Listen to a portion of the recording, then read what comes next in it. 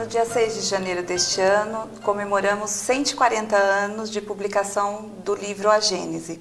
Qual a importância deste livro para a doutrina espírita? Fundamental importância. A Gênese é o coroamento da codificação.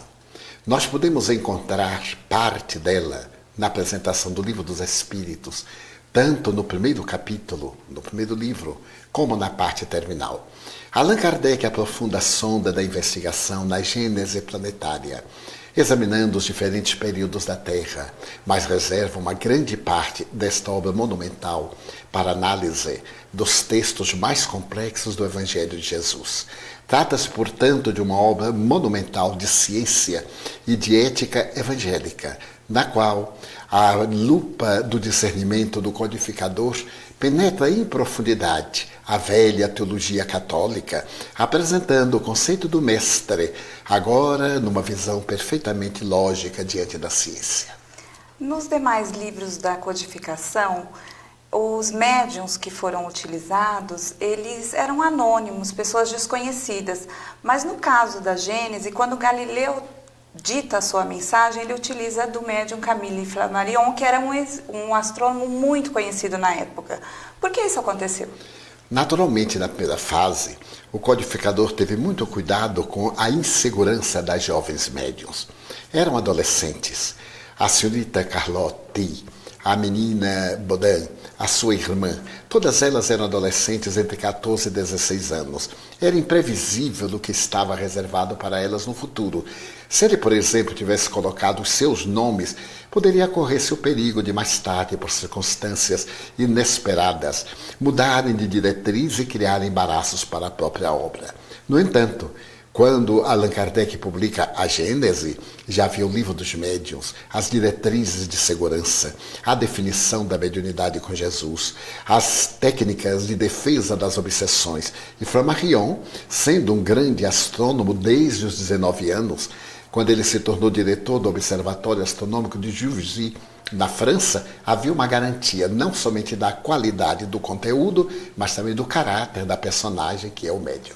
Pelo que você explicou, existe uma lógica no desenvolvimento das obras básicas do Espiritismo. Qual seria essa lógica e qual a importância da profissão de Kardec para o desenvolvimento do trabalho?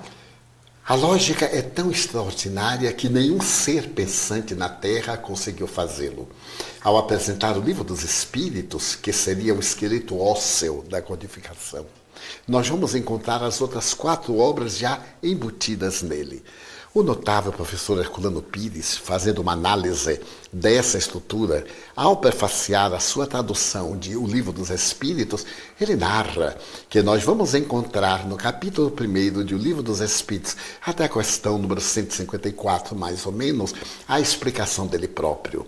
O Livro dos Médiuns surge a partir daí. O Evangelho segundo o Espiritismo estará muito bem desenhado no 3º livro, As Leis Morais. E mais tarde, o Céu e o Inferno estará na 4ª parte, que são das esperanças e consolações. A Gênese é uma síntese do 1º livro, do 3º e do 4º livro. Houve uma planificação. Kardec, como pedagogo, era a pessoa ideal. Lembremos-nos, acima de tudo, de Jesus, que solicitou apenas de nós um título, o de mestre. Quando o jovem lhe disse, bom mestre, ele o admoestou, não chames a ninguém de bom, porque bom somente é meu pai. Mestre, sim, porque eu sou. Kardec foi esse admirável mestre no sentido da educação.